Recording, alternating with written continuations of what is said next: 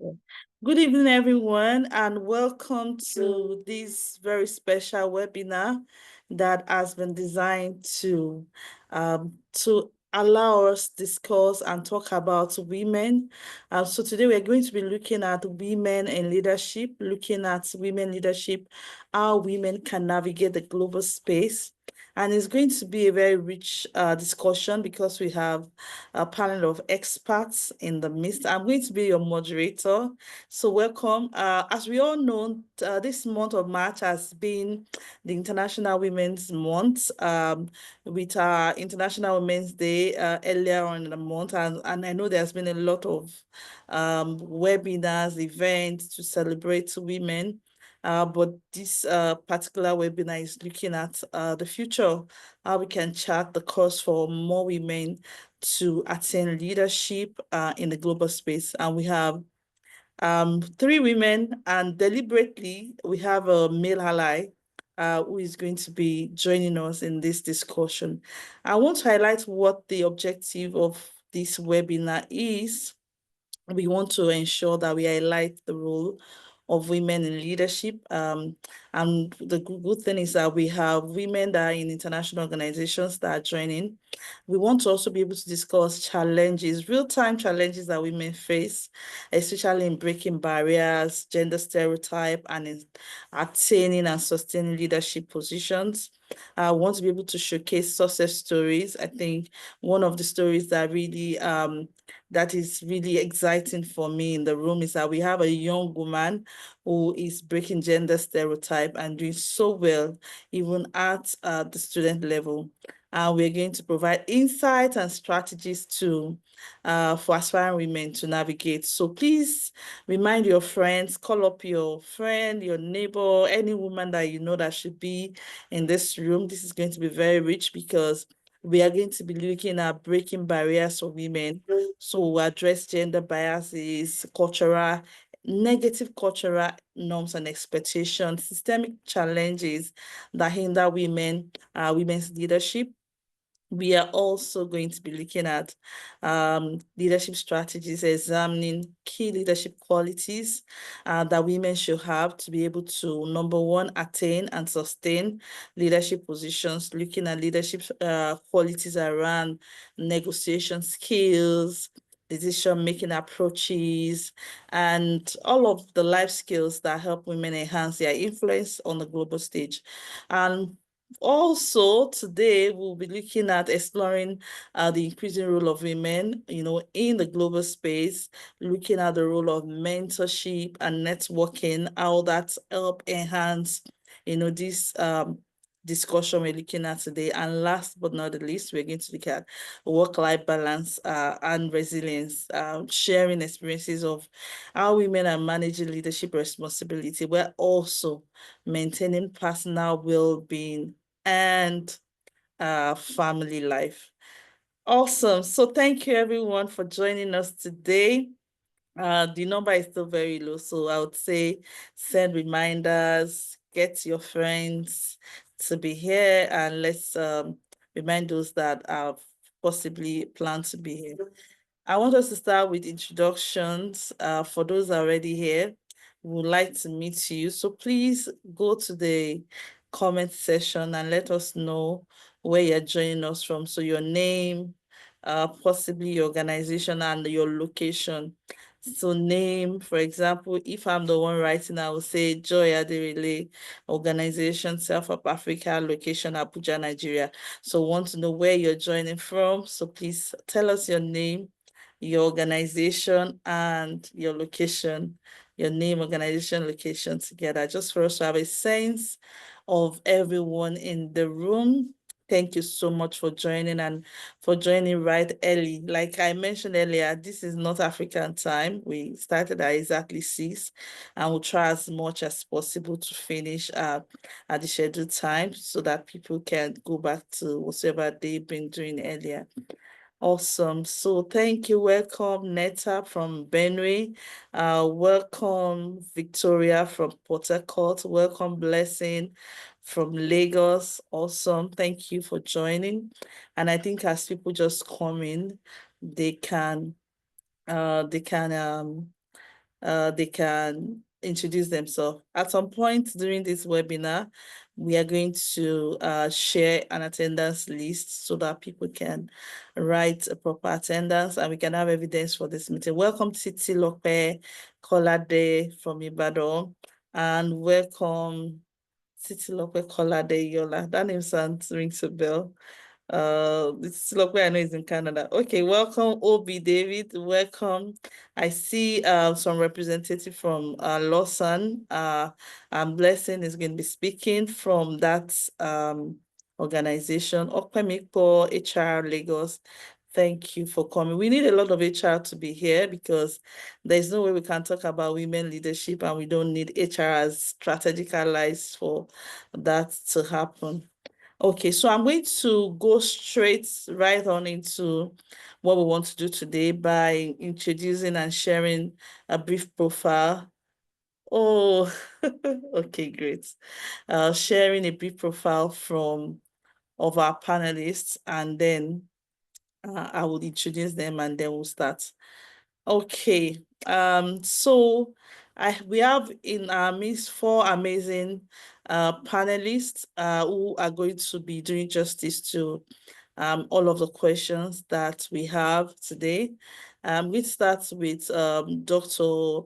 Oluyemi Adeosun, who is the only male actually in this in this panel, and then let me start from him. Oluyemi Adeosun is the top performing, accomplished, and skilled HR executive and researcher with over 22 years of experience across high-profile industries, including power, oil and gas, telecoms, fintech, broadcasting, ICT, real estate, advertising, academia, consulting sector. He runs a YouTube channel at Oluyemi Adeosun with over 6,000 followers, which focuses on HR domain knowledge. He's also the pioneer of HR mentorship, a group of over 7,000 HR professionals. He's an awardee of the Fate Institute prestigious Senior Research Fellow 2024 to 2026 and Certified Career Coach. Please help me welcome Dr. Oluyemi. He has a PhD. Welcome, Dr. Oluyemi, who is currently Chief Economist with Business Day Media, and also an alumni of Lagos Business School, and is a senior professional human resource global practitioner HR, GPR HR, and also I know he's a council member of the Institute of Personnel Management, elected governing council with CIPM. So please help me put a clap in the chat box as we make welcome our he for she. Yeah, awesome. Our he for she is waving at us. That's Dr. Oluyemi Adeosun. As I'm going to go ahead to introduce our second panelist, who is joining us from outside Nigeria. So Dr. Mitchell Lockhart is a researcher, also a PhD doctor. He's a researcher, practitioner, specializing in feminist research, gender-based violence, and in qualitative assessment. She's an assistant professor and co-director of the Health and Humanitarian Crisis Center at the London School of Hygiene and Tropical Medicine. Mitchell has worked in humanitarian organization, which this includes longer term postings in Jordan, in Nigeria, where we met, and in Burundi. And Mitchell has consulting experience for agencies such as Save the Children, International Rescue Committee, UNICEF, and other leading global organizations. She's one of the foremost gender advocates who uses evidence to drive, programming. Please welcome, a clap. Let's appreciate our welcome. Dr. Lockhart in the chat. I want to see your welcome emojis, love emojis, claps. Thank you. Thank you. Welcome to this webinar, Dr. Mitchell. Thirdly, I'm going to be introducing our youngest panelist, Adekomi Blessing Adiogo. She's the first female president of the Association of Law Students of the Association of Law Students called Lausanne in Nigeria, where she's representing over 120,000 law students nationwide.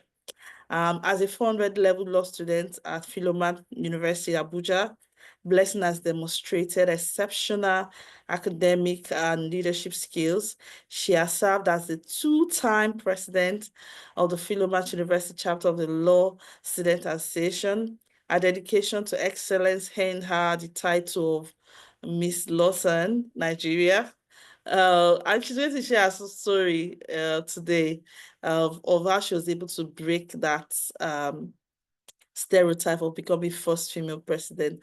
Beyond academics and leadership, Blessing is multifaceted, a young woman with diverse interests, including a singer, dancer, a spoken word artist, content creation, counseling, and so she enjoys volunteering and using her platform to promote social issues across across the country. Please, let's give it up for Blessing, especially the Lawson students are here. Please, let's appreciate Blessing. Let's appreciate Blessing. Let's clap. I can't see your clap. Yeah, please do. Blessing is doing an amazing thing, and I'm so happy to have her. Our fourth panelist, I'm going to be introducing our fourth panelist, Dr. Yetunde Fatogun, who is a social development specialist at the World Bank. Yetunde is a medical doctor by training and brings over 18 years of experience working in the development sector. She has extensive experience working on women economic empowerment that is abbreviated as WE, social inclusion, community-driven development, financial inclusion, social norms, early childhood development, social and behavior change, communication, and gender-based violence prevention and response. She has worked with international organizations as well as local NGOs to design and implement women economic empowerment programs.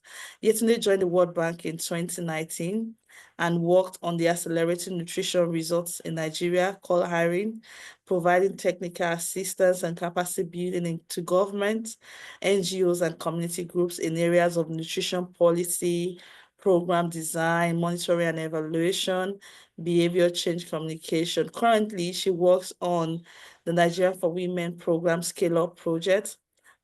This is a 500 million World Bank flagship and largest women economic empowerment operation in Sub-Saharan Africa as a core team member. Actually, as one of the leaders of the project. Before joining the World Bank, she worked in Health Strategy and Delivery Foundation, where she focused on gender issues, performance management, strengthening health system. Prior to that, she worked with KPMG as business analyst. In her free time, Yetunde enjoys shopping, dancing, Chinese cuisine, and I know Yetunde is also a fashionista. So please help me welcome Yetunde to thank you. I think Vicky has been celebrating everybody. I want to see you appreciate our panelists. Please appreciate them. Please clap and appreciate our panelists. It's not easy, and you can see that their profile is really very rich. Thank you, everyone. So we are going to start go right into the session of this. Like I mentioned earlier on, what we are doing is looking at women in leadership and how women can navigate global space. I think it's even about charity beginning at home. Before women can navigate the global space, they need to have navigated the local space, coming into positions of leadership. I want to read something for us quickly before I invite them.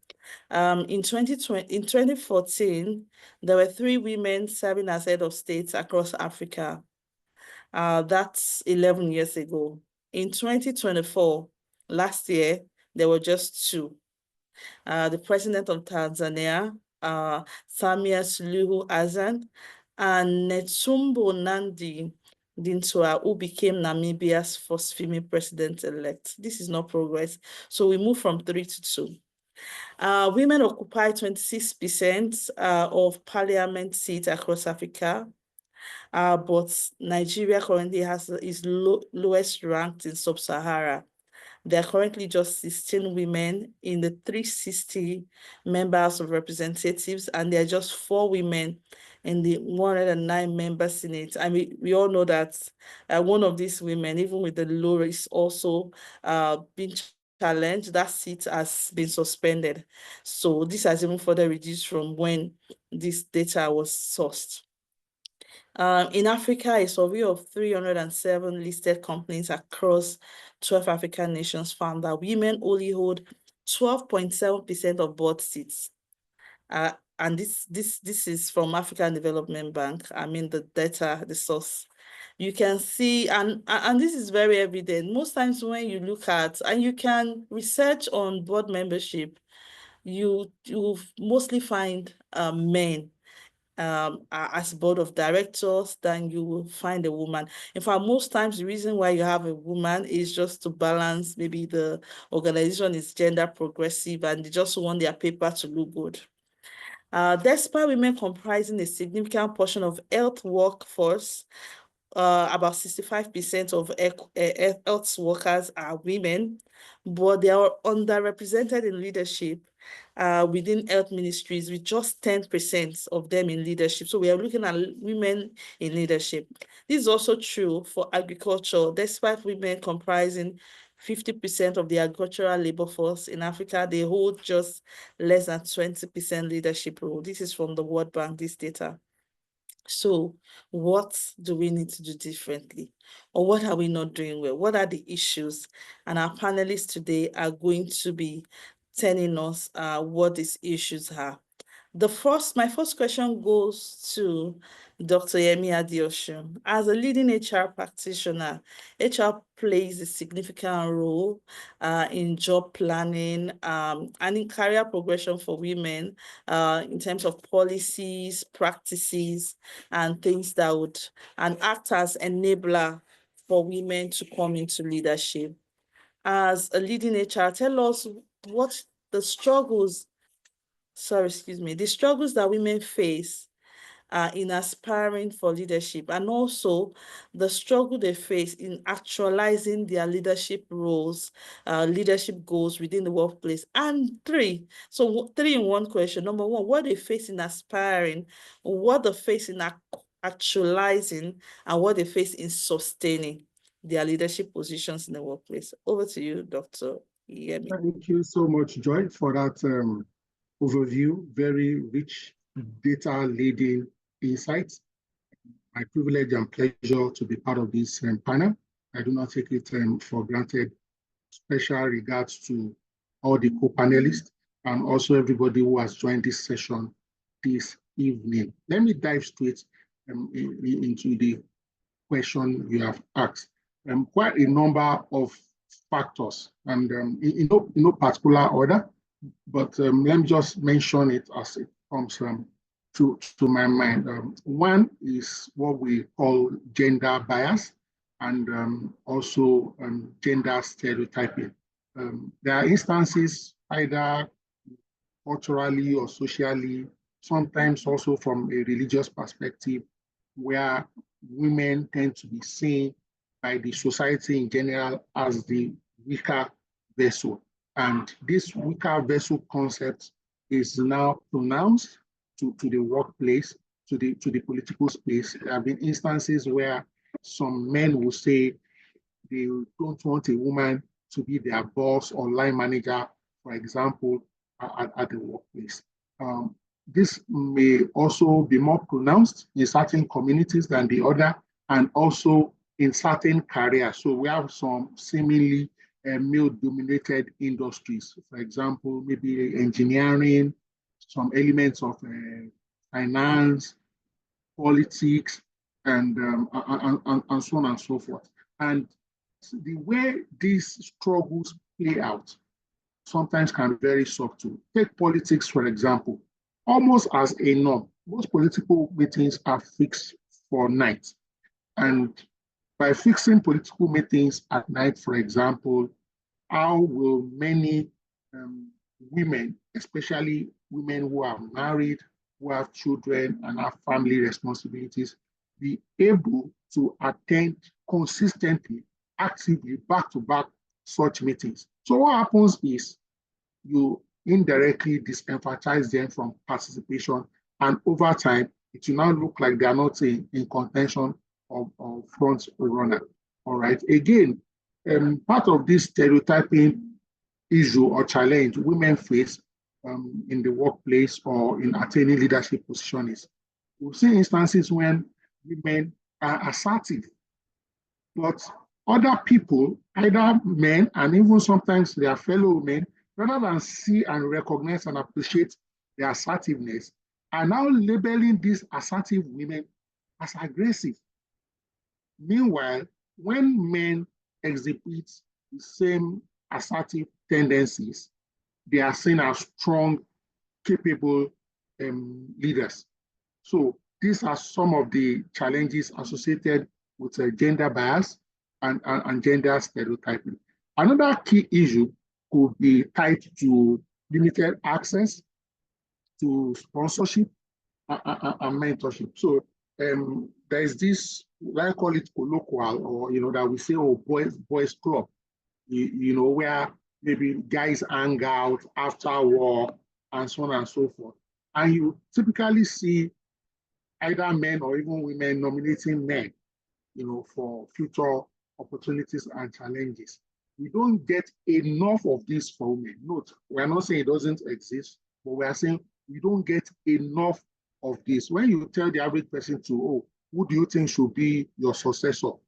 Chances are, because they think the men will most likely be more available, either in terms of timing, extra work, extra time outside work, unconventional work hours, they just tend to defer to male candidates rather than giving women candidates a chance. So you will see that some of these informal networks are often male dominated, sometimes sadly excluding women from critical career opportunities. The third point, I'll quickly like to mention is something we can all relate with, and it has to do with work-life balance pressures. And when we say work-life balance here, I'm speaking specifically, so I'm not talking about the balance between leisure and work, really. I'm speaking about, other aspects of life. So there are societal expectations that place disproportionate caregiving responsibilities to women. So a man and a woman couple now both go to work, but by default, we assume that is the same woman that must go to the market and cook when they both went to work. So sometimes it limits the availability to even self-nominate for future growth opportunities, because if there's an opportunity to apply for a senior role, the woman is almost subconsciously thinking about how accepting or positioning that role can crowd out a capacity to provide caregiving support at the home front or the family. Again, in some instances, as also part of this work-life balance pressures, some organizations don't have robust policies and also practices that support women. Sometimes even the maternity leave may be inadequate. Sometimes not having flexible work options may put women at a slightly greater disadvantage relative to their male counterparts. So I'll just leave it at this broad overview. I'm open and happy to share more. And of course, my co-panelists can also weigh in and chime in their own input and contributions. Joy, if you are available, Sure. you are free to welcome. Thank you very much for that very rich opening. I think the last point that you ended your feedback on around care economies, a very interesting area where people are ready, like a lot of researches around how that impacts on women productivity and on women leadership. Because just like you've mentioned, if a man and a woman gets an opportunity, and nobody's going to ask the man, who takes care of the house. But for the woman, they'll probably call a family meeting to decide if she's able to leave. And a friend of mine got an opportunity outside Abuja, and it was really good. But the first thing that everybody was asking is, so what will happen to your children? Like these children, their father is alive and their father, but nobody will ask a man that question. Nobody's going to say, what will happen to your children to the man? In fact, they will applaud the man, and because it's seen as a positive thing for the man, whereas it's more like a drawback for the woman. So how do we address all of that, which is all linked to gender stereotype and all of the cultural norms as Africans. So I think my next question, bringing a global perspective to this, is going to go to Dr. Mitchell. Mitchell, you've conducted quite a number of gender audits across international organizations globally. We want to know, like, what are the major barriers coming out? What's like the recurring themes? What are the major things preventing and limiting women from leadership in the global space? Thank you. Thank you, Joy, and thank you again for the opportunity to be here today and to share a little bit of my experiences. I am very excited to share some insights from the global setting, and also just to say as well that, Joy pointed out some of the gaps in women's leadership and representation in Nigeria, but this is not just a Nigeria issue or an Africa issue. It's a real global issue. And so maybe before I say something about gender audits, just to pick up on some of what Dr. Oluyemi said as well, that the lack of female leadership in organizations at the global level is not just because of gaps in policies or discrimination, but it's part of the structure and part of the norms that create barriers for women. And these norms and these structures are entrenched within organizations. They're often implicit rather than really obvious. And they can go for years and years without people necessarily recognizing that this is happening. In recent years, I've been doing a bit more work on gender and culture and inclusion, gender and social inclusion through work on gender audits.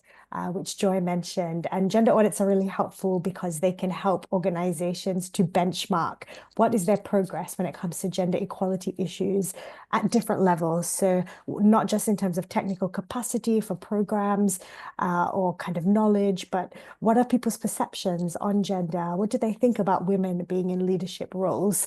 What are the attitudes towards these women leaders? What are the salary differences between women and men? What kind of policies are in place? What kind of organizational culture is there? How do people talk about things like maternity leave, paternity leave? Do they make jokes about people who take this kind of leave? And so all of this stems out of the culture and the norms of different organizations. And so my experience working in international organizations and academia and conducting these gender audits has really helped me to understand a bit more the fact that we need to think about not just getting women into leadership roles, but also addressing the broader culture and the structure within organizations.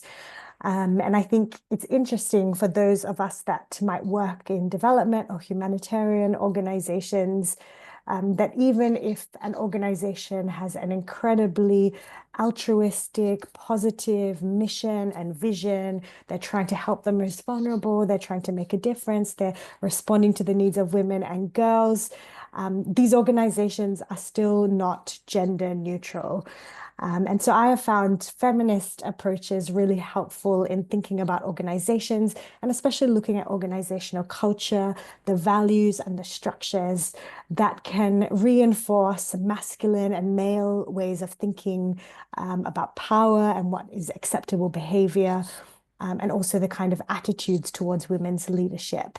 I always remember when I worked in Jordan, I had a conversation with one of the teams that I was managing there about this idea of women in leadership. And a couple of them said, well, actually, I've had a female boss and I prefer to have a male boss. Men are just better at leadership. They're better bosses, which I thought was really interesting. It's really telling. And it's not necessarily true that one gender is better than the other, but the perception comes from, it just doesn't come from nowhere, but it comes from the culture and the social norms in that setting, the ways in which your parents talk about leadership, the ways in which politicians talk about women leadership, the ways in which children are taught at school, and what they see modeled to them in their families, but then also what we see in organizations, the way organizations are structured. And so if people haven't been exposed to these kinds of models of women being in leadership, it can be really challenging to see or to think about a different way of understanding leadership. And so I think for me, gender audits are really helpful in pinpointing and pulling out what are the attitudes, the perceptions around women's leadership, and taking an intersectional approach as well to recognize these structures are not just about gender, but also race, ethnicity, expertise, age, all of these together.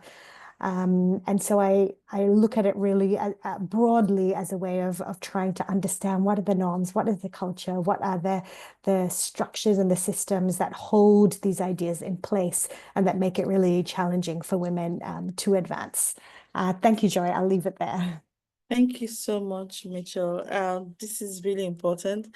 I would love you to kind of touch on some of these feminist approaches and principles, just so more people can get to understand, because in this part of the world, I see a lot of people kind of hold back and think feminism in itself, it's not right. And have their reservations, so to say. So if you could share more light on some of these principles, I think it's very helpful for our participants on the call. Yes. Sure. And yes, I mentioned the word feminist, I think, thinking about it in a very broad way. But the sad thing is that in many parts of the world, including in many African countries where I've worked, when the concept feminist is mentioned, it immediately has a negative association, which is really unfortunate. And this is due to many reasons. It's due to the feminism that appeared in the world globally in the 1990s, even the early 2000s, was very white women feminist. And so people who are not white, people who are outside of kind of the US or Europe, found it really hard to situate themselves and locate themselves within this kind of feminist thinking. And then since that time, there's been other strands and forms of feminism that have emerged. Transnational feminism is a really interesting one, post-colonial feminism that recognizes, well, actually, women experience patriarchy differently based on their location, based on their own experiences, their positionality. And we can't just assume all women and girls have the same experience. And so when it comes to women's leadership issues, recognizing and taking this feminist perspective, recognizing that all of our societies, no matter what country you're in, there is patriarchy as a force that structures power relations, that suggests that women are inferior to men. And so when you have patriarchy operating in this system, a feminist approach says, well, we need to challenge this kind of power. We need to call it out. We need to advocate for women to have the same rights, the same status, the same opportunities as men. And so when it comes to women's leadership, I think it's a really important area, and feminist principles, feminist ways of thinking about power, not just gender, but also how it intersects with other dynamics, age, race, class, ethnicity, all of these other dimensions. I think taking that feminist lens means thinking critically about power, being willing to challenge it, but also not just assuming feminism equals this white Western version, but what does it mean for me in my setting? So for Nigeria, for example, what does a local Nigerian feminism look like? What are its principles, its values? And so I think making that real for a particular context is important rather than sort of having this top-down US version of feminism, for example. Awesome. I hope that helps, Joy. Yeah, Doris, awesome, and I loved it. I love it a lot, and I think that will really help us to appreciate and also to contextualize the next panelist that is going to be speaking, to contextualize our experience and also appreciate it more. I'm going to be handing over to Blessing, who in the spirit of discussion we are having, feminist principles, how we approach power and all those dynamic the dynamism that we have in Nigeria being a very patriarchal organization or country rather, culture and all of. So Blessing emerged as the first female law president in Nigeria. I don't know how long Lawson has been in existence. So it'd be good to tell us how long so that we can appreciate this success story much better. So last year, you became the very first female, a young girl, to win an election that was kind of annulled like one or twice, a lot of harassment in that process of becoming, but you were able to beat all the obstacles or the odds and emerge as the first female president. Please tell us about it. All right. Good evening, everyone. Good evening, ma'am. And thank you so much for having me here. So before I proceed, Lawson has been existing for over 22 years, but there was a division and then Lawson started again around 8 years ago. So I'm the 8th National Lawson president. But if you're asking for how long it has been existing, it's for over 22 years, basically. Yes, ma'am. So as regards the challenges and everything I went through, I mean, for Law Students in Nigeria, it's an association that is mostly dominated by the male gender.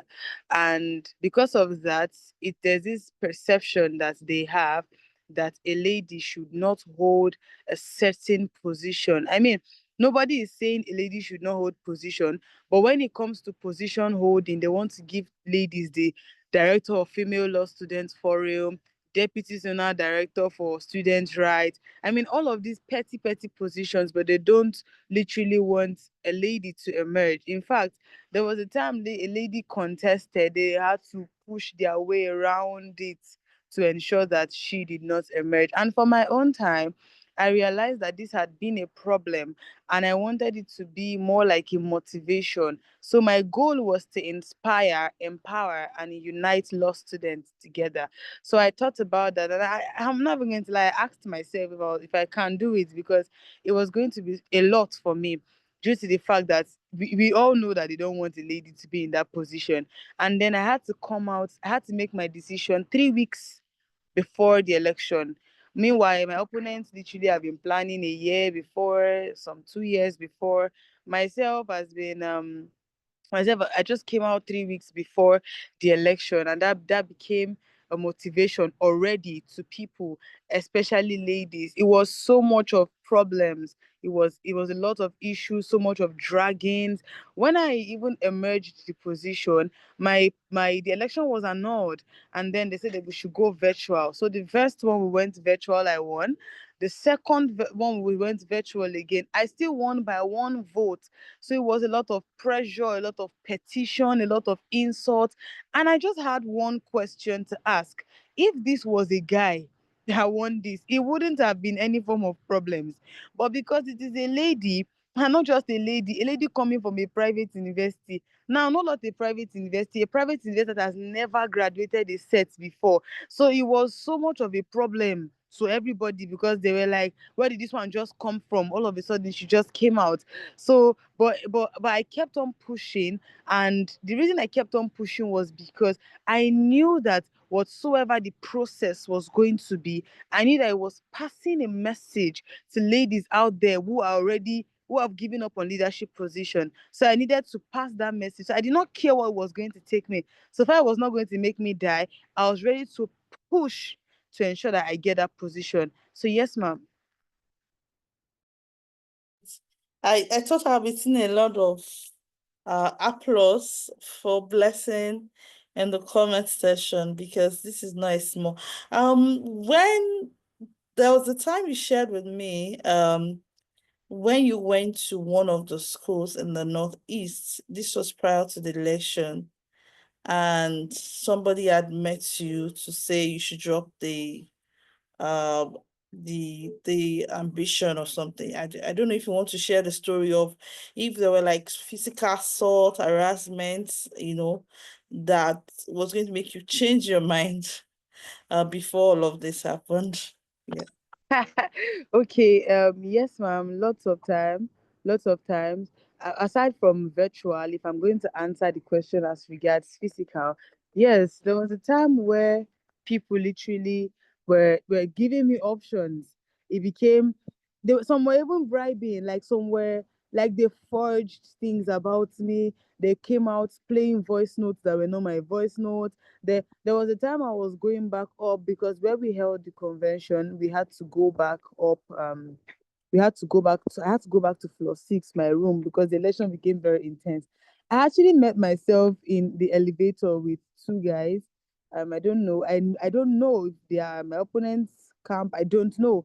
But I met myself in the battle with these two guys, and then they are like that. I have mind to contest for this kind of thing, right? So like they can't slam my head on the elevator.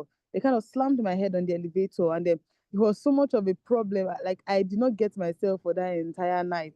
I could not even continue campaigning because I was having serious headache. Like I had people call me, text me, people that were close to me. They reached out to me. They told me that if I don't bring this position down, if I don't back out from contesting for this position, that they are going to do this, they are going to do that, they are going to come for me. They came to my school, they wrote petition to my dean, they wrote petition to my vice chancellor, they sent me threat messages. They said they were going to meet me. They meet me on the road, they'll shoot my tire, I'm going to have an accident and die. They're going to shoot me on bike, like lots of things. I was even scared of going on bikes because I was getting lots of threat messages. But I still refused, to the extent that they called my parents. People called my parents, and then they were saying that they're going to go and look for my history. And then my mom was like that, we've never had such an issue before in this life. Oh, we've never had anybody drag the family, something like that. And then I kept insisting that I was going to go for this and I'm not going to back out. But it was just a lot of pressure, a lot of things, a lot of some went to formulate my message. They said it was me that was, yeah. They said it was me that was message. Ah, serious. They said it was me that was messaging some persons to ask them, give them money, give them millions, like lots of scandals, lots of issues, lots of problems. But I was able to. Now here I am. Although they are still there, but not as much as when I wanted to assume, because there were physical assault, there were insults, abuses, curses, just because of a position. And I began to ask myself if the position was maybe it would take me to a heaven, but I still did not back out, alas. Yes, ma'am. Awesome. Clapping for you. Well done, strong woman. Thank you. What Blessing, your story actually is very profound, and want to celebrate your courage, your resilience. But this also shows like a picture of what even the higher political positions look like. And that's why a lot of times women don't want, because women don't like stress and all of that. So women would rather run away. You don't want your head to be slammed on the elevator. You don't want anyone to hurt you, hurt your children. So you rather want to play safe. So I just trying to say these are the issues why some women don't even want to go near anything leadership, because they just don't want all of this. But we want to celebrate you, Blessing, for being very courageous and resilient, and for doing this for posterity. This is not for you, whether you like it or not. Like you said, it's to motivate the next generation of women to know this is possible. This is possible. If you put your mind to it, you can be.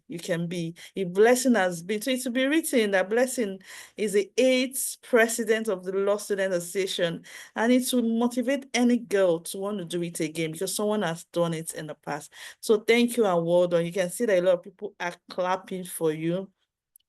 Because of time, I'm going to run. I'm going to move now to Dr. Yetunde. So Dr. Yetunde, we're talking about women economic empowerment, because one of the reasons why women don't want to go for leadership, especially political leadership position, apart from the courage, is also because of the money involved in this.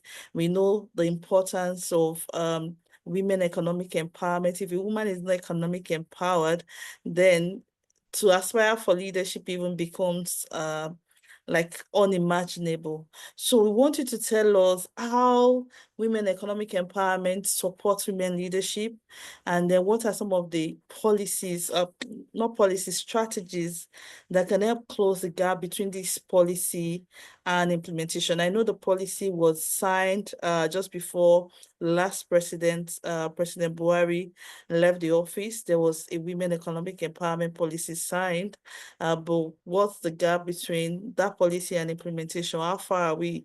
And then what are some of the strategies that may help us close that gap? Thank you. Over to you, Dr. Yetunde.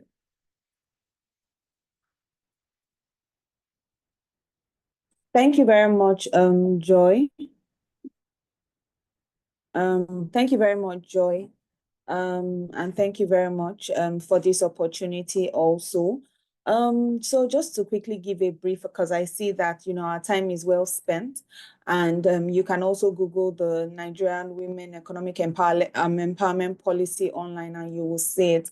The Women Economic Empowerment Policy is the first women economic empowerment policy in Nigeria.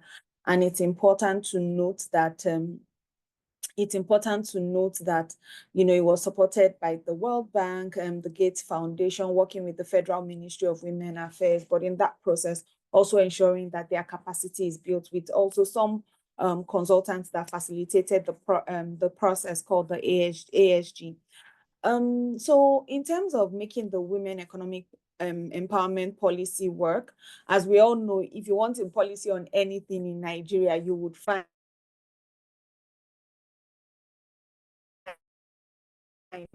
policy of how to move your briefcase from here to here. Nigeria, we have a lot of documents. So the policy needs multi-sector actors. And if you look at the policy, there are 4 or 5 areas where, you look at ICT, you look at jobs, you look at, also cross-cutting areas. So what are the things that can affect a woman from being empowered? You look at those cross-cutting things around. A lot of us have talked about it in one form or the other: gender-based violence, cultural norms, social norms. What are the things that women really, struggle with? Access to information, access to finance. So there's a whole policy around looking at what can be done for women in terms of finance, looking at the digital space, because, as our parents used to say, we're in the digital age now. If you don't have access to phone, if you don't have access to the internet, there's a big gap that you'll be left behind. So I think one of the things that the policy has now moved further is now it's being adopted by states, recognizing that it can't be done by just one person. So different sectors and different states have adopted this policy and looking towards implementing it. Of course, in terms of, support, it's important that, the states are also able to put their money where their mouth is, to say, oh, based on this policy, we're able to adopt it, we're able to domesticate it going forward. What are the other things? It's also important to monitor, because it's one thing. And I think I remember when we were preparing the policy and I said, look, can we put an action plan to say, look, these are the things that need to be done around this time. Who are the people that can tentatively be responsible for this, so that you are able also advocating. And I would say that after developing supporting the government to develop the women economic empowerment policy, it took a life of its own, for the lack of a better word. And I think that's the word. So I would open Instagram, I would see social commentators, influencers, wives of excellencies, state government. So it really shows that no one can really do it alone, and those are some of the things that can help. Those are some of the things that can help women take on, also lead as we know, when women are supported, they have they are creative, they have empathy, they are collaborative, they also think about the welfare of people, and those are some of the things that can be done. So I hope I've been able to answer your question, Joy Aderele. Thank you very much once again. Thank you so much. Thank you. Thank you, Yetunde. I think that's been amazing. And for some of our participants, if you're just hearing about the Women Economic Empowerment Policy, please go ahead, go online. It's a public document, so you can read more about it. I think for anyone, for those that are in the development sector, for anyone that is working with women, anyone that is implementing gender equality, social inclusion, you will find this policy to be very valuable to the work you do. Thank you. I'm going to rush the second round of questions because of time. So coming back to you, Dr. Yemi Adeosun. So as a male ally, we want to know what are some of the things within your human capital network? What opportunities are you creating for women to grow into leadership role? And then what are some of the trends and what are the pitfalls that we can look out for? Over to you. Yemi. Okay, thank you so much. And let me just say very quickly that we've done it quite a bit. And one of it is sensitization, enlightenment, and awareness, education, and empowerment liberates. So when you inform, educate, equip women to let them know that it's okay, natural to aspire for leadership role. Then some of the things we've also done intentionally is mentorship and coaching, encouraging women to join networks, for example, just to mention one or two, for example, networks like WIMBIS, Women in Business, also joining the women wing of whatever association they belong to, almost like an employee and resource group for women, career women, so they can provide support for each other, draw strength from each other, also sharing success stories of women, so to speak, carry all the typical African woman or women burden and how against all odds they are trying to forge ahead. Part of what we are also doing is to encourage men, because we have male colleagues at work, to show more, for example, empathy and also be more thoughtful and intentional in supporting women. For example, you don't necessarily need to wait till 4 in the evening to allocate a task to a lady. If you can share the work plan for the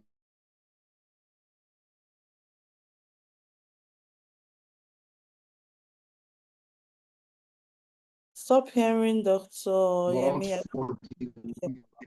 You will see that women are proactive. I don't know if you can hear me.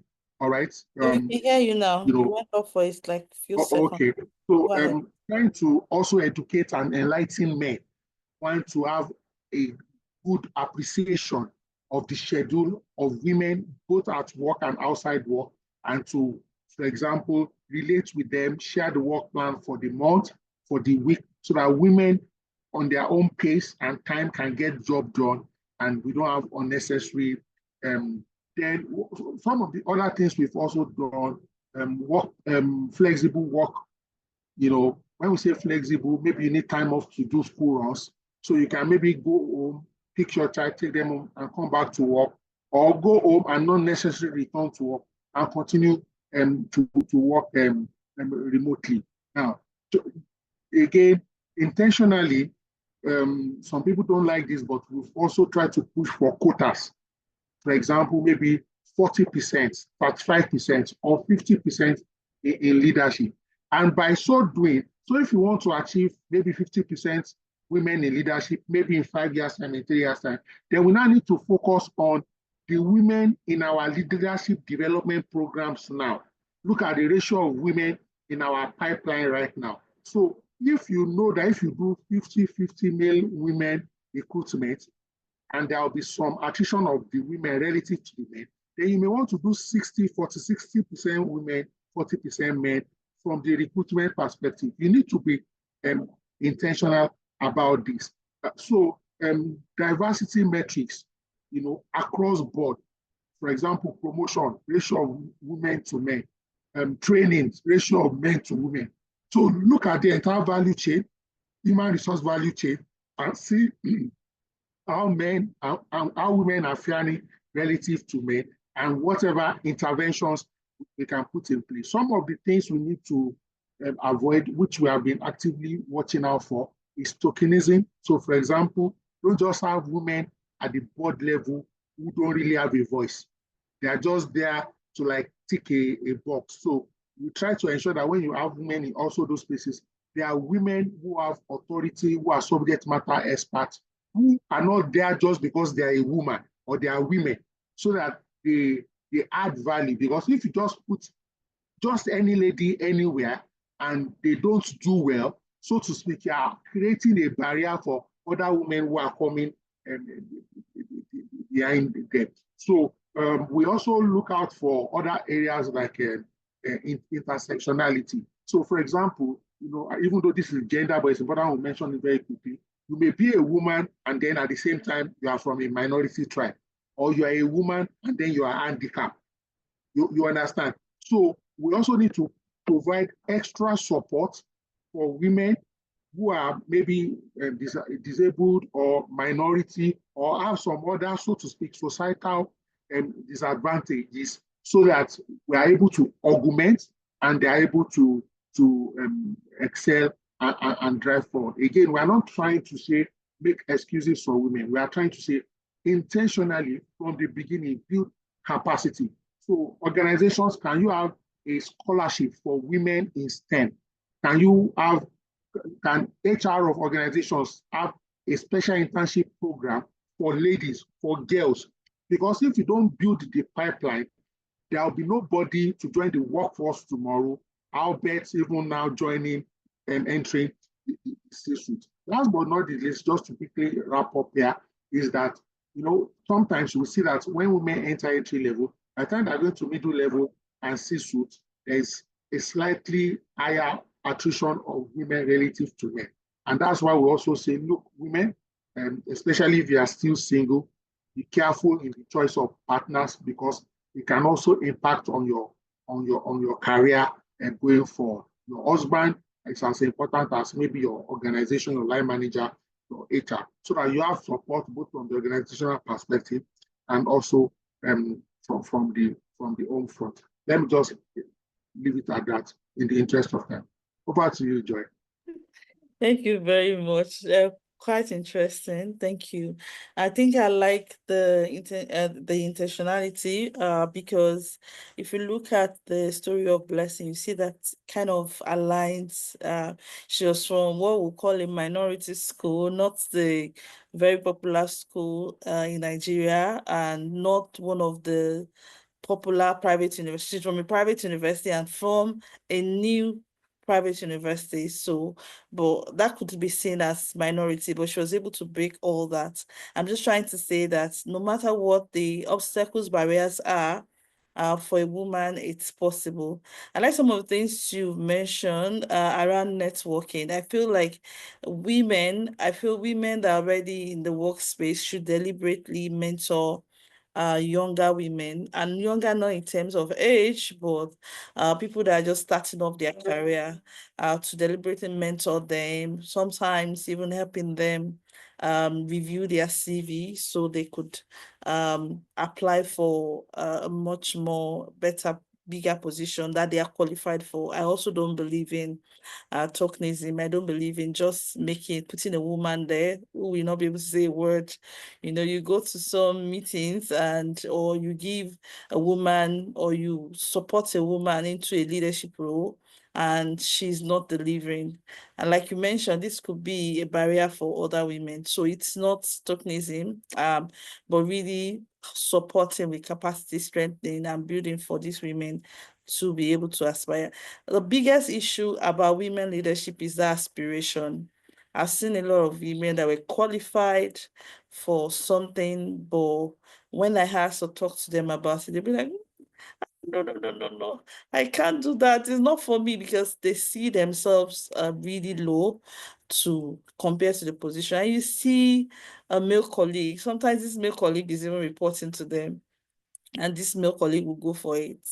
And then they will not start feeling bad that, oh, I know when this person joined, I groomed this person, but you never aspired for it. So I think a lot of work around aspiration, which boils down to parenting, mentoring, and all of that for women to aspire for leadership position. Let's run time.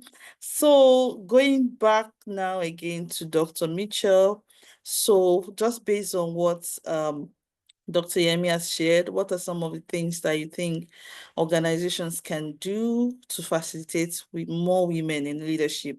What are some of the policies and practices that we should prioritize? Thanks, Joy. I think Dr. Yemi has already touched on some of these, but a few that I have seen be very important are practical things like advertising a leadership role at part-time. So putting it in the advertisement itself that someone can apply and be part-time in that role, which immediately opens up the opportunity for a woman who has caregiving responsibilities to know, oh, they're not expecting someone to be full-time. They are willing to give me this role if I'm part-time. Also, I think enabling flexible working, which could include things like compressed hours where people work a shorter work week, to help to manage the caregiving responsibilities, and also remote work. I think the pandemic really helped us to realize that for many organizations, flexible working is possible. We can trust people to work. And so I think in some organizations this has continued, but others have gone back to what it was like before the pandemic and forcing people to be in the room. And so I think having, if we want to create the space and the new cohort of women leaders, we need to be as flexible as possible. And then I think practical things like having a space within an organization for women who are breastfeeding, having the time to, if they need to leave the office and do that breastfeeding or go home or do it in a room somewhere, that there's time available for that. They don't just have to work the same level of hours. When they come back from maternity leave, not expecting them to come back at full time, but having a phased return. And then I think ensuring that men are also given enough time for paternity leave is important at the kind of higher level to shift this perception that caregiving is just women's responsibility, and also creating opportunities for men to be part of that, to lessen the load on women. So some countries, which are kind of like the gold standard, places like Norway, where they have parental leave, and this is shared between a husband and wife, and you can only access the full amount. I think it's 12 months. If the husband takes a set amount of leave, then you get this extra amount. And so I think intentionally trying to shift the division of labor and the expectation that it's women who are responsible for caregiving is really important to retain high-performing women leaders. And then I think apart from getting them into leadership and having the policies in place, more work needs to be done on what happens when women are actually in these leadership roles. What kind of support do they have? How might their performance be scrutinized more than men in leadership roles? What are the attitudes in that organization to these women? Are they viewed as, oh, they just brought them in to tick a box or to fill a quota, or are they actually respected? And so we need to do the work to understand these perceptions. And then also, I think, not assuming that women in leadership will always advance women's rights or women's causes or women's issues, but are they actually supporting a transformative agenda, or are they squeezing themselves into fit like a patriarchal box that they must fit into because that's the culture of the organization? So I think thinking about how do we make sure that women in these positions of power actually support and raise up other women and don't hinder the next generation of female leaders? And here I think some feminist principles about power sharing, about ethics of care can really help us to think about that. It's not just, oh yes, she's a woman, therefore she's good, but what is she doing actively to promote and advance women's rights and opportunities? I'll stop there. Thank you, Joy. Okay, I was taking notes. I didn't want it to stop. Thank you. That's really, really, really nice. Power sharing, ethics of care, and all of that.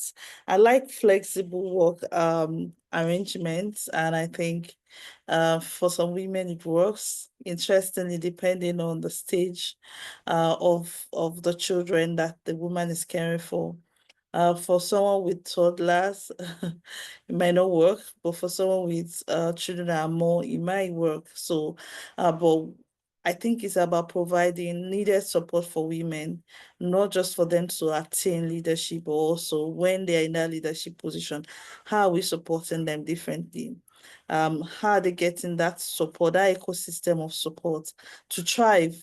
Because it's not just about advocating for women leaders or leadership, and then the woman gets there and other women are trying to pull her down, and then it looks like she's a failure and she doesn't want to try again.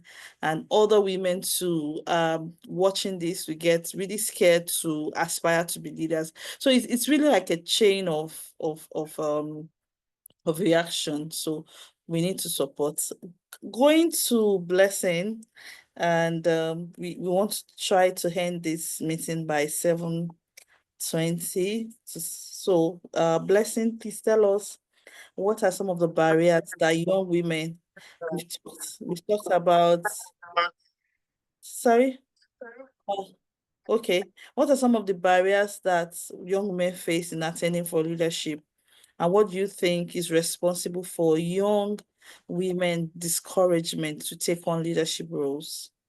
Why are people afraid or discouraged, not wanting to try at all? All right, thank you so much, ma'am. One of the reasons societal expectations and stereotypes. First off, because the way the society has painted a female child or a girl to be is as though that a lady cannot hold a particular position, which is quite scary for a lady. I'm going to give an example, which is like something that happens in our daily lives, and there's something that is very common.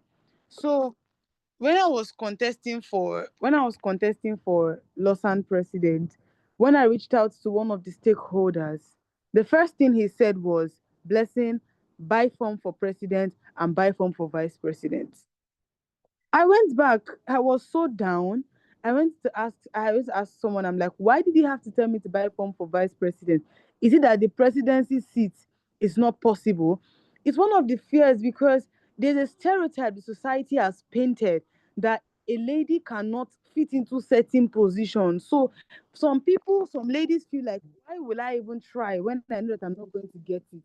And it's heartbreaking and it's the truth, because sometimes when a lady tries to go for a particular position, there is a high chance she will not get it. So they want you to go for the lesser one. They feel like that is where that is what fits you, and it's really affecting. It's as a ladies. Sometimes it's maybe because of how they look. Sometimes maybe how they are. So that and what have you, which is very bad. Another reason is self doubt and imposter syndrome. So because of how the society has basically painted it, or an organization or a firm or a school or an hospital or whatsoever, because of the way they've painted, they begin to have doubts for themselves. And then they begin to wonder, well, wait, to come first. Do I think I can do it? Do I think? Am I sure I can do it? And then it's becoming so bad. Discouragement becoming an issue, especially the aspect of societal expectation. There's some expectations to society they expect from people, and there's something that the first said that it's actually what is happening everywhere. Sometimes they make the society or a certain place, they make certain things um impossible for a lady, and then they use that as an excuse as to why a lady cannot fit into a certain position. Okay, you know that this person is married. You know that this woman is she has a child. She's married. She can do this, and she's very experienced. But because you know that she cannot leave her house by 6 p.m. and come for a meeting of 8 p.m. and go back by 10 p.m. or 11 p.m. because you know she cannot do that. now use it as an excuse as to why she cannot fit into that position. And that is what is becoming very rampant in our society today. And it's becoming very bad. It's causing self-doubt. It's making ladies to look down on themselves. It's making ladies to feel like, oh, where their power ends is in the kitchen, or where their power ends is in a limited position. And people begin to wonder when you hear that, oh, there's the president of law students in Nigeria, we have a new president, they clap. But when they say she's a female, they begin to wow, they begin to, oh my God, they begin to, oh my, and I don't know why that is, but the reason is basically because society has already placed it to be that a lady cannot hold certain positions. Look at the Senate, other prominent, top-notch positions in our society today. How many women do we have? You hear 3, you hear 2, you hear 1 out of 100, and it's a problem. And the problem starts from the society. It starts from the society we find ourselves in. They have limited a particular thing for ladies, and they have limited a particular thing for guys. When they are looking for people that are going to be attendants in a filling station, they will nominate ladies. When they're looking for people that are going to be sales rep in a restaurant, they will nominate ladies.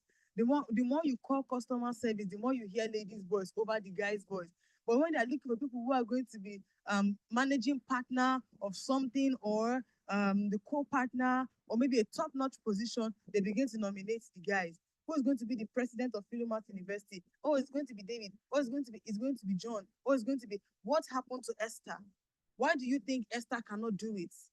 It's becoming a very, very serious problem. And the earlier we begin to correct it, the better for us in the society. So yes, ma'am. Thank you very much, Blessing. Please don't let's get tired of clapping, of applauding. You know, the story you shared about your mentor asking to buy the phone for vice president just reminds me of Chimamanda's story. I can't forget that story, where she wanted, a teacher actually encouraged them that term that they should study, that whoever comes first will be the class captain. She studied and she came first. And the teacher said, you can't be a class captain because you're a girl. And then they called the boy that was not interested in being a class captain and that didn't come first to be the class captain, and asked Chimamanda to be the deputy or the vice or the assistant class captain. And that was really annoying. So you can see how the society, because of the negative social norms or the biases that people have that has been passed from generation to generation, feel women can do some certain things. And you know that ceiling or that mindset has also been, is grooming, socialization. When we talk about gender socialization, women are being groomed to believe they can't do some certain things. And I like it when we start breaking those stereotypes to say, yes, a woman can be all that and more. The last question, before we have the closing remarks, is going to Dr. Yetunde. Dr. Yetunde, please, you need to tell us about how, and this is very important because this is one of the reasons why a lot of women are afraid to take on leadership role. You are a woman in leadership. I know how busy you are, and you also have a family. How can women balance family responsibilities with leadership commitments? How can we? Because we don't want to set women up to fail. We ask women to aspire to be leaders. We want them to sustain leadership position and deliver. But how can they balance? Like Blessing mentioned something very profound, and I've heard this from a politician before. I'm interested in politics, and I heard a woman say, oh, they used to meet in the night. Politicians, they gather, they won't meet during the day, they will meet 12 midnight. You know, which responsible woman wants to be out at 12 midnight meeting with men till the following morning? If you have a husband that does really not trust you, that could really break up the whole family. So how can women balance out? Thank you, Anova.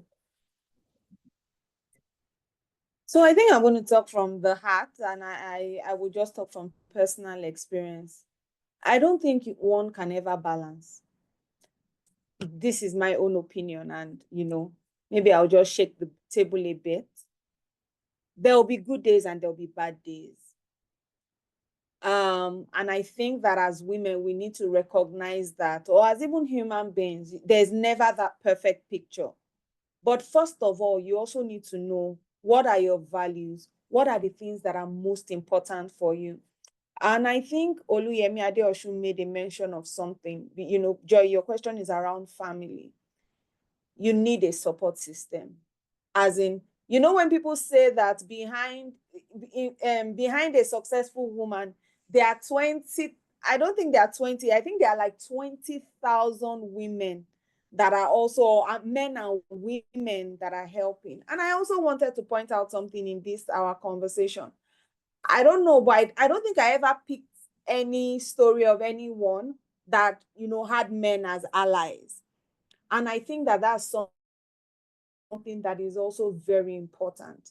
You know, marry somebody that supports your dream, that tells you that, they are taking you to Abuja for that role. Oh yeah, go, so that you are able to get promoted. Do you understand? So what I'm trying to say is that you may not, it's hard to achieve that balance, but it's important for you to understand what are the things that are important to you. There'll be good days where you feel, oh yes, I'm doing well, I'm making a difference. When you see the impact of your project or your program, you're like, yes. Sometimes when you see your children, you're like, oh yes, I think I'm not doing badly at all. But ensuring that you have a support system, first of all, yourself, your mindset, your psyche. Do you understand? The second is also your immediate family. If you're married, your husband, your partner, your family members. Sometimes I've had my parents also, you know, I'll call, mommy, please, I need to travel. Can you help me come and stay with the kids? I'll plan. If you can afford it, please, as women, you are not a superwoman. I hate when people say strong woman, superwoman. What does that mean? You know, we want to relax and be pampered. If you can afford it, get a driver, get a cook, get a nanny. These are things that would also support you. In your office, don't think that they do not have support system for that. For example, where I work, there's actually something for women that are Black within my organization, where we also, so you will meet people that have gotten to position of regional vice president. They formed subgroups to the extent that they even had a subgroup for women that had twins. So if you are working in my organization and you have twins, they had a support group. And I'm sure that came out of peculiarities of maybe challenges of I don't have twins, but peculiarities of having twins or triplets. Some people came together based on affinity of they love to travel. Some are okay, they're in a very low position. How can they rise up because they've seen people like that? So I think that whole ecosystem of support is very important. But we should also be mindful that, you know, you would find men that are actually allies and that will state your cause. Can you achieve balance?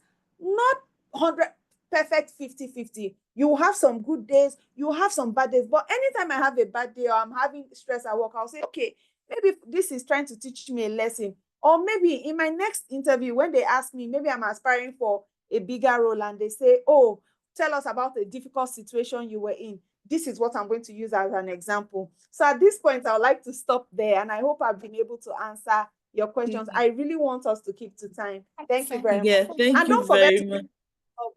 travel, enjoy yourself in between and all. Please do.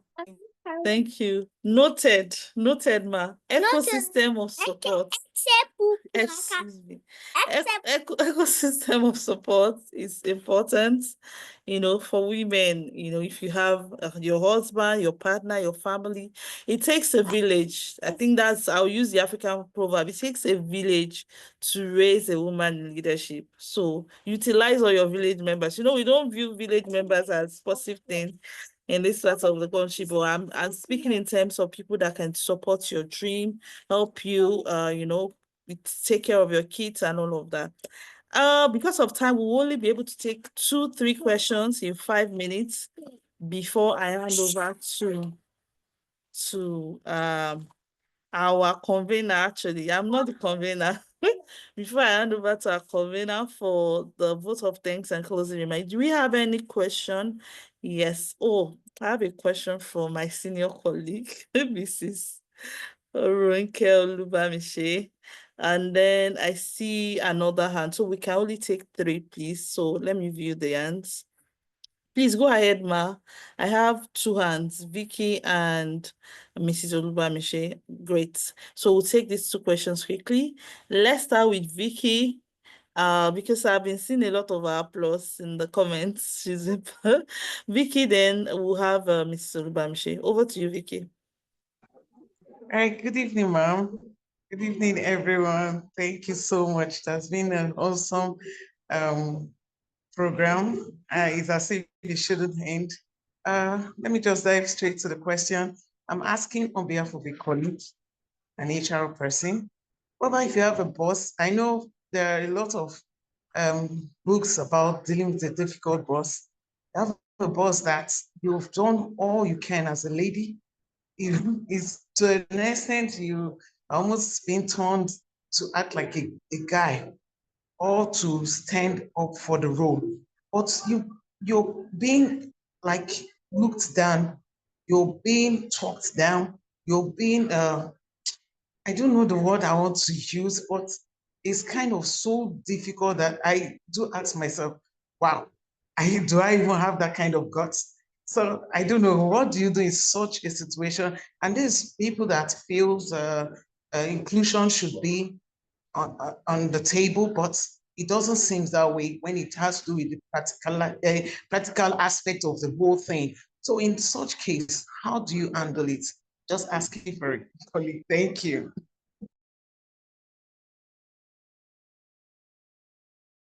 We'll take the second question and answer together. Any of the panelists can take either question. Please, over to you, Ma, Ms. Olubamise, and then Grace. Just 1 minute because of time. Thank you. Can you hear me? Well, can you hear me? Yes, we can hear you. Please go ahead. Okay. Thank you so much, everyone.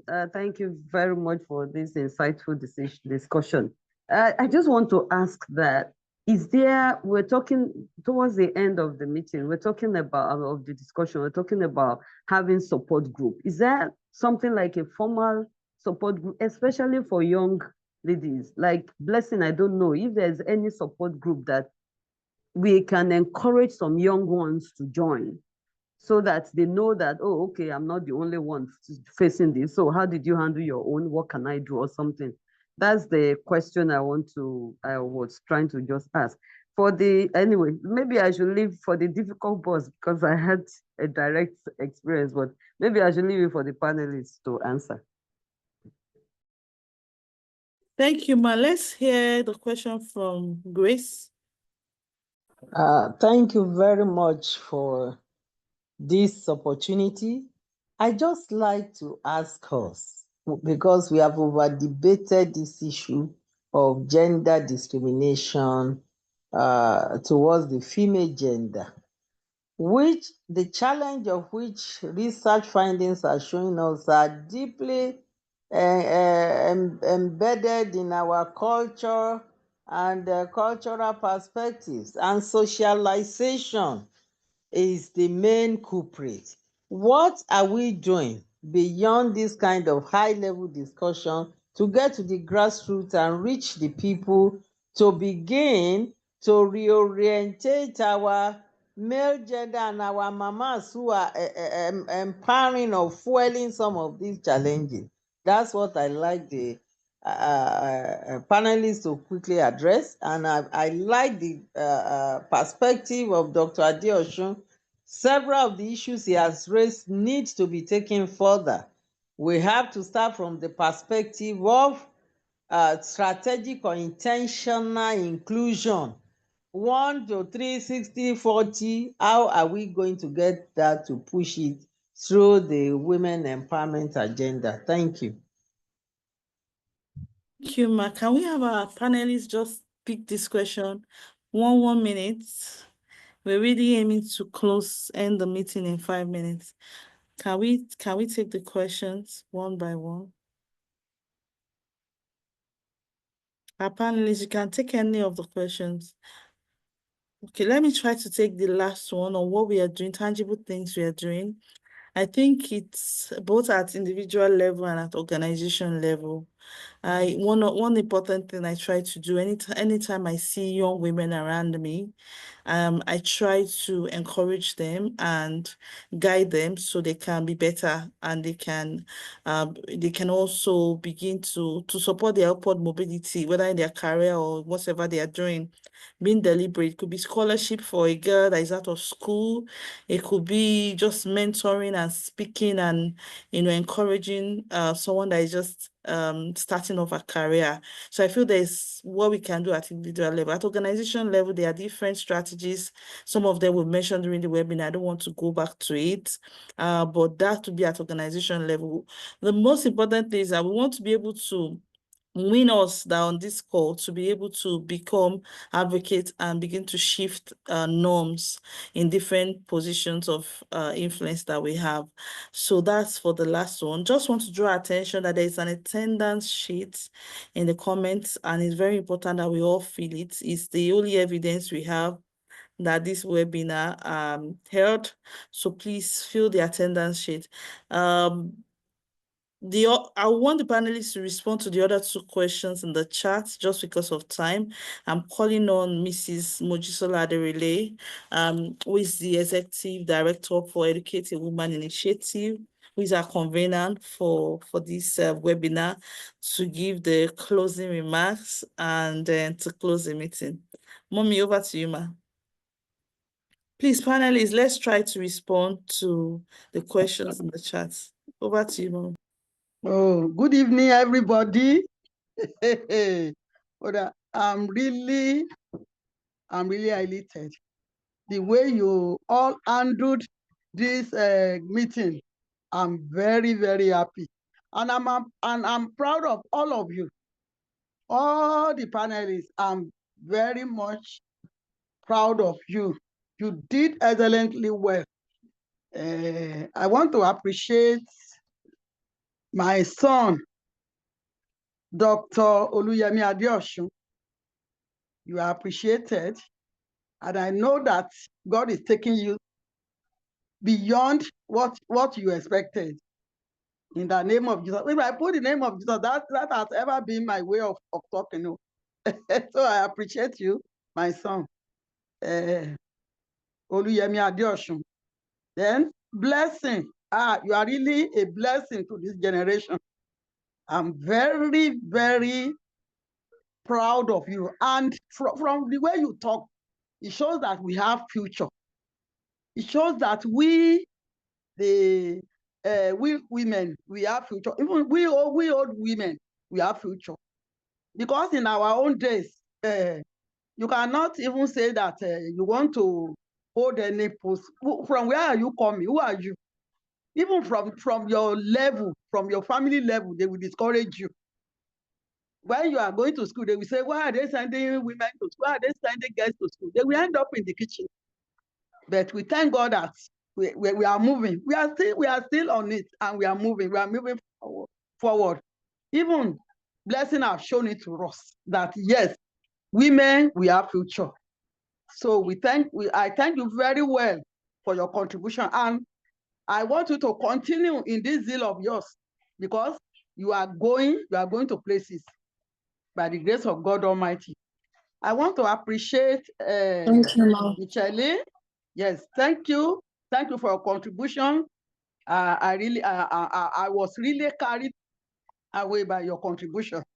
And I say that the Lord Almighty will uphold all of you in the mighty name of Jesus. I want to appreciate, I'm missing up things. I want to appreciate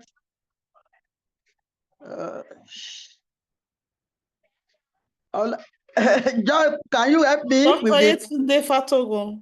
Okay, exactly. I don't know what I put to her name. I have her name on my list here. I can't find it again. All right, Dr. Yetunde, you have really done well. I appreciate all of you, and I know that even you, these women, you will fight forward in life, and then you will carry more women to yourself. You know, the problem in the past is that we women, we are the enemies of ourselves. When a woman is going up, we will see some other women pulling her back. No, we should not do that. all women, we should join hand to support anybody that is coming up. That fellow is not disturbing you. It's not preventing you from going to anywhere in the world, to any level in your own life, in your own career too. So we should not be enemies of ourselves. That is the only problem that we women have. We are always enemies of ourselves.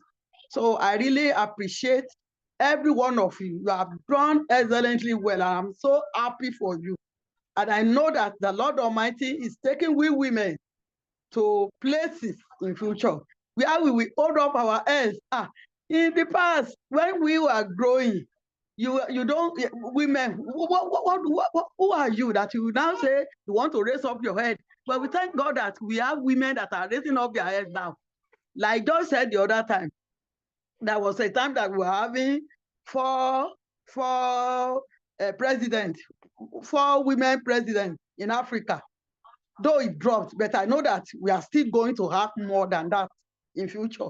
We are going to have even like say 50-50 with men in places of authority by the grace of God Almighty. I'm very grateful. Thank you, Mommy. Can you quickly tell us about the organization in 1 minute? Thank you. Please, if you have not filled the attendance sheet, kindly do so. It's on the comment. Please, Mommy, tell us about Educate a Woman Initiative. That's the name of the NGO that is powering this meeting.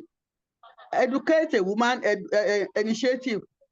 We cover every aspect of education, not for women alone. We educate men, we educate children, we educate school children, we educate community. We have done it in the past, and we are still doing it, and we are still on it. We are doing it. So thank you very much. A brief profile of Mommy Aderele. Every aspect of education, that's what we cover. Thank you. God bless you all. I appreciate all the participants. I appreciate you all. It's only I don't have time. I appreciate you.